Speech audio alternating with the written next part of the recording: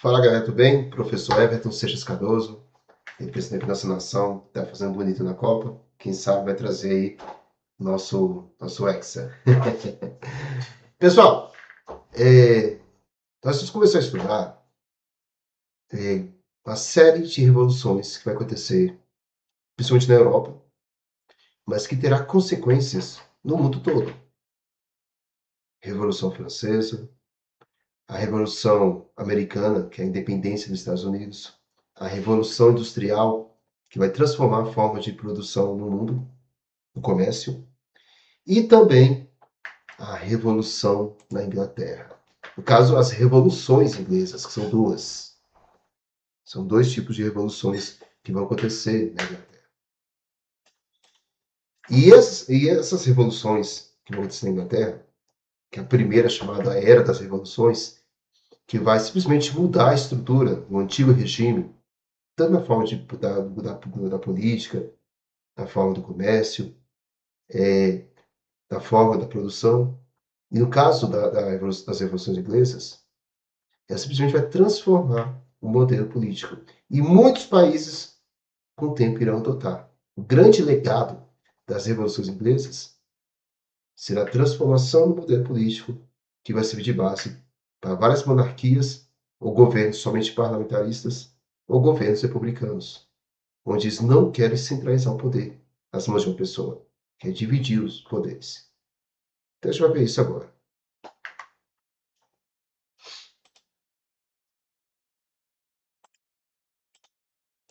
Mas antes, vamos entender todo o contexto dessa história. O que está acontecendo? O poder na Inglaterra é um poder absolutista. Você tem um rei absolutista. Isso se deve muito após a Guerra dos 100 Anos, onde a Inglaterra lutou com a França por mais de 100 anos pelo domínio pela região de Flandres e perde a guerra. Quando a Inglaterra perde a guerra, há uma disputa interna entre casas, entre famílias, culpando o antigo regime, o antigo governo, a antiga família por ter perdido a guerra. E assim, a família do Tudor, a dinastia Tudor, vence a guerra e Henrique VIII, de alguma forma, centraliza todo o poder nas suas mãos. A Inglaterra é conhecida porque você tinha uma monarquia parlamentar através da Carta Magna, onde a Carta Magna, que é uma constituição, limitava os poderes do rei. O rei só podia tomar uma série de medidas se pedisse autorização para o parlamento. Henrique VIII acaba com isso. Tanto ele como sua filha, Elizabeth I, de alguma forma centraliza o poder nas mãos desse rei. Com o tempo, Elizabeth vai governar por mais de 50 anos. Ela morre e não deixa um herdeiro. E assim, uma nova família chega ao poder, os Stuarts. Os Stuarts, que vai ter dois representantes, primeiro Jaime I, depois da sua morte, o seu filho Carlos I assume o poder, e eles vão expandir essa questão de centralizar o poder do rei contra o parlamento, enfraquecendo mais ainda esse parlamento. Mas por quê? Gente, o parlamento ele é formado simplesmente por comerciantes, chamados burgueses, e também religiosos protestantes, que eram chamados na Inglaterra de puritanos. Então, o parlamento tem uma formação da maioria de burgueses, comerciantes e religiosos protestantes, chamados de puritanos. O rei ele tem outra religião, chamada de anglicana, muito parecida com a Igreja Católica. Praticamente só mudou de nome e tirou a ideia do Papa, onde o rei era o Papa. O Papa não ficava no Vaticano. No caso da Inglaterra, o rei também é o Papa. E esse rei percebeu o movimento do parlamento para tentar simplesmente voltar a ter poderes, enfraquecer a estrutura do rei.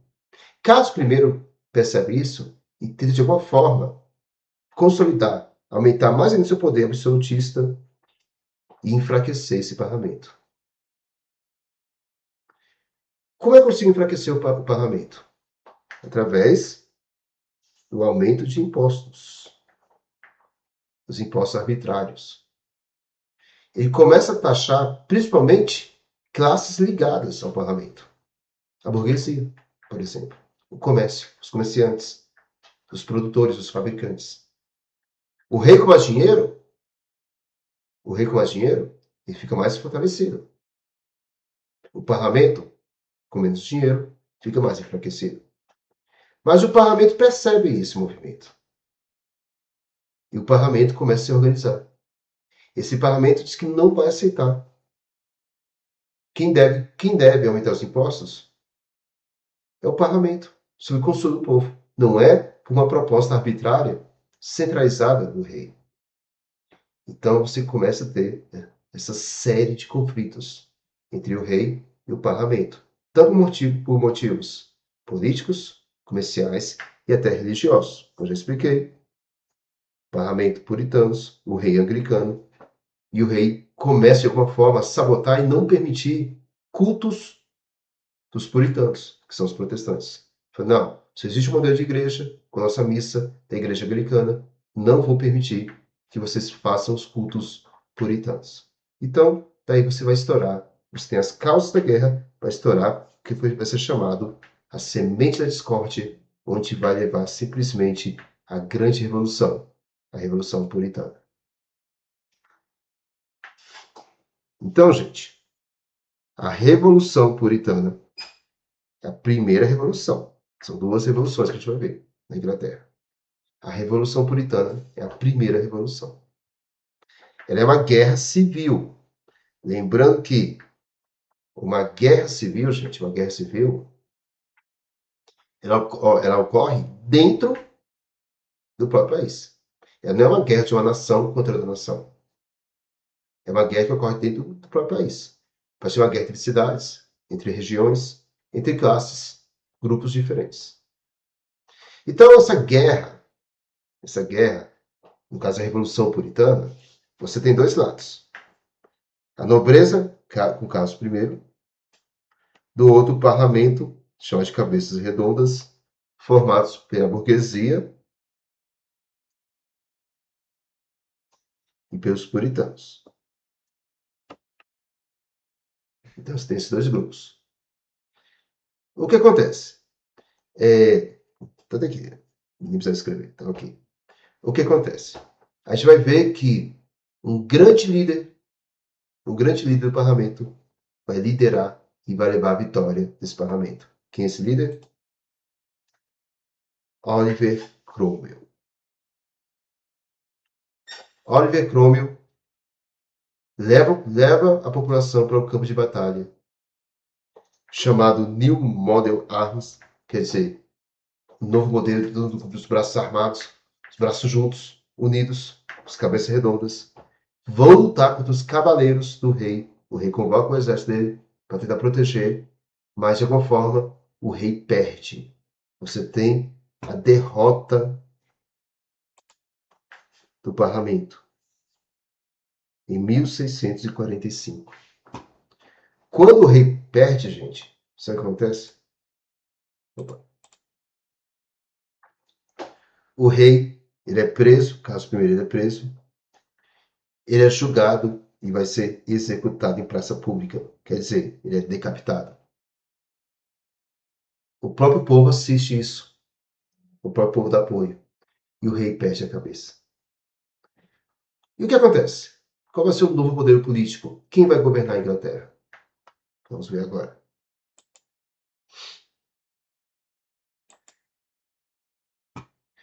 Então, Oliver Cromwell, com o parlamento, assume o poder e ele resolve fazer uma mudança institucional, uma mudança política, onde ele vai estabelecer uma república, um modelo republicano, coisa do povo, o significado de república. Então ele vai destituir a monarquia e cria a república. Para a população, o rei caiu porque o rei era muito autoritário, poder centralizado. E a república permite uma melhor negociação desse líder parlamentar com os representantes do povo, que são os parlamentares, e assim você tem uma descentralização do poder. Mas, gente, o que acontece? Depois de alguns anos, Oliver Cromwell no poder, ele não consegue tomar decisões. Ele acusa o parlamento de ter preferências nas suas decisões, não permitindo que Oliver Cromwell assuma a postura de grande líder da nação. Ele fica com raiva do parlamento, diz que a negociação é impossível. E o que ele faz? Ele dissolve o parlamento e assume como Lorde Protetor da Inglaterra. Oliver Cromwell, ele se transforma num ditador, gente. Ele se transforma num ditador. Olha que loucura. Se a ideia das revoluções inglesas era simplesmente acabar com essa ideia de um poder centralizado, Oliver Cromwell ele lidera o grande movimento, a grande revolução, mas quando chega no governo, pouco tempo depois, ele tem uma postura arbitrária, não conseguindo negociar com o parlamento, não conseguindo ouvir o parlamento, e se transforma num ditador. Ele diz que vai defender os interesses ingleses. E por isso precisa de uma pessoa com poderes centralizados. É uma contradição.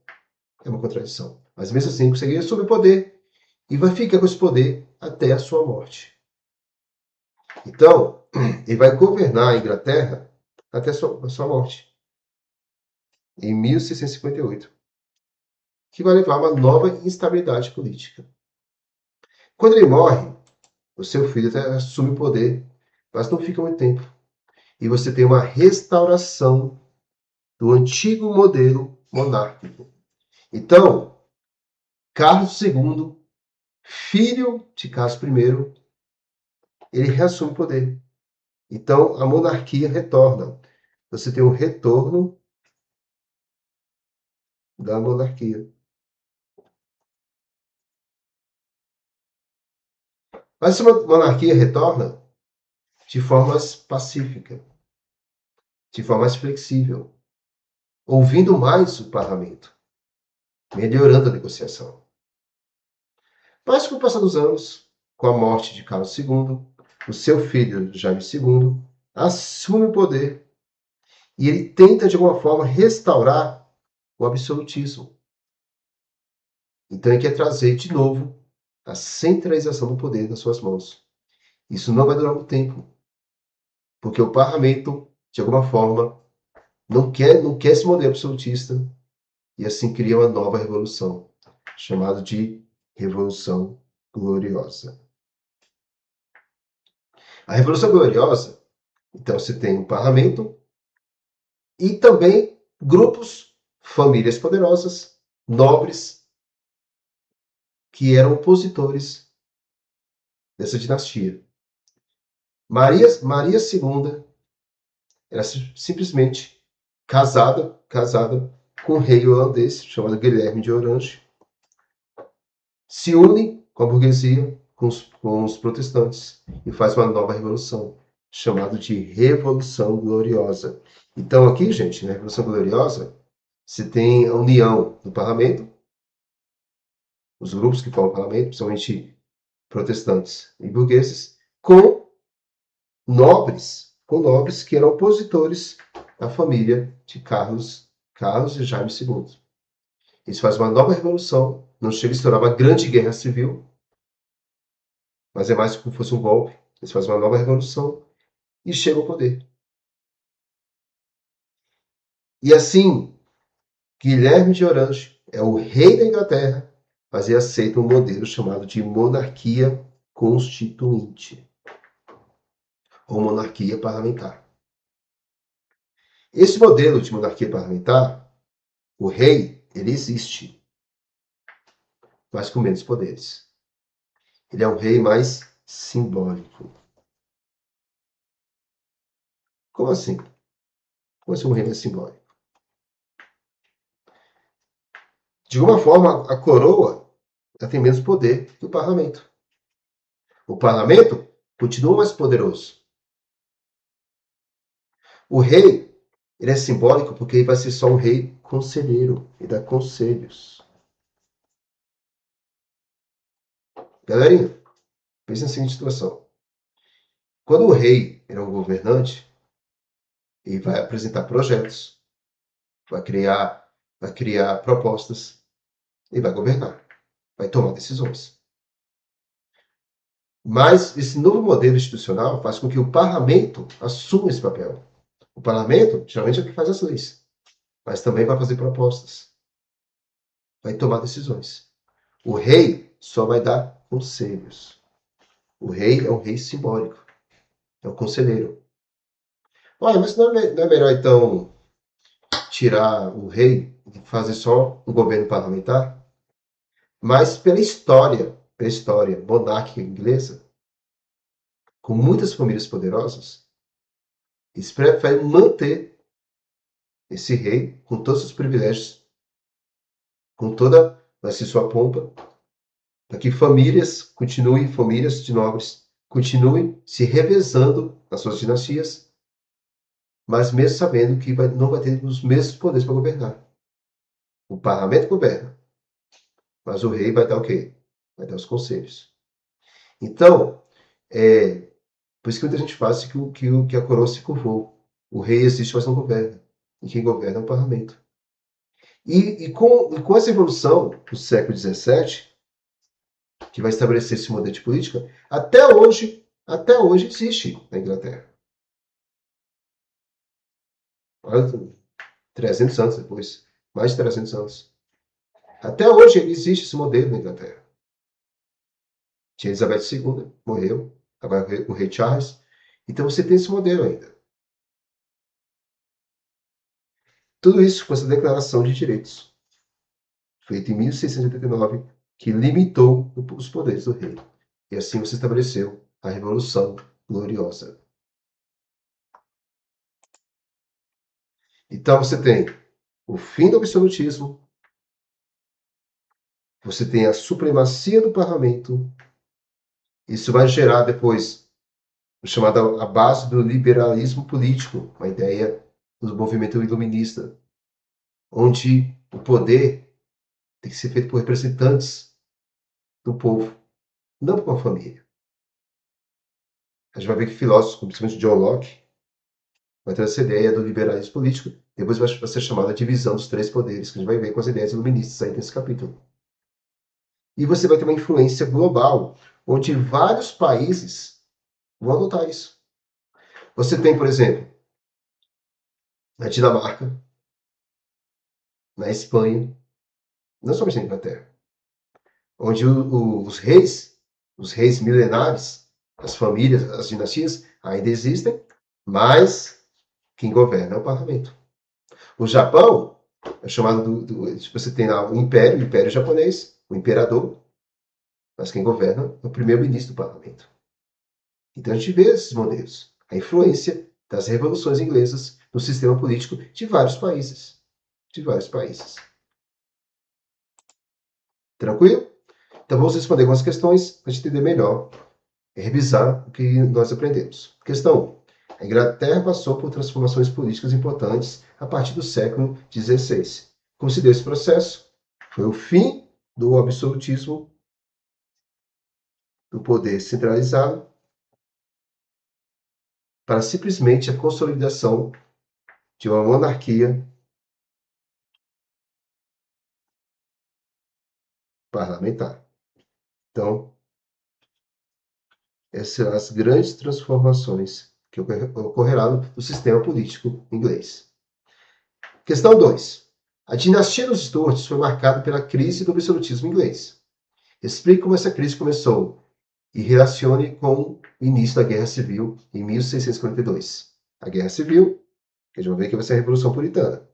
E ela começa simplesmente porque os reis James I, James II, de alguma forma tenta centralizar o poder do rei.